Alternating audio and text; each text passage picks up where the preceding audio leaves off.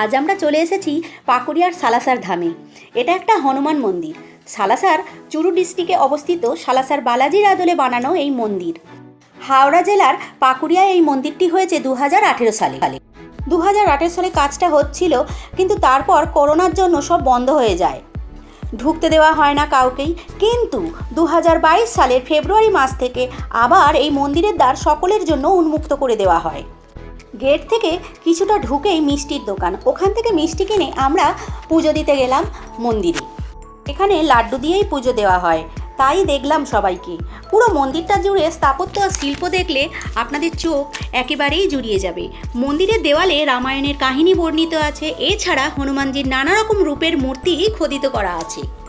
তাহলে বন্ধুরা, আমার সাথে থেকে পুরো ভিডিওটা দেখতে থাকুন এবং আনন্দ উপভোগ করতে থাকুন। তো বন্ধুরা, ভালো লাগলে অবশ্যই একটা লাইক করে কমেন্ট সেকশানে আপনাদের মতামত জানাতে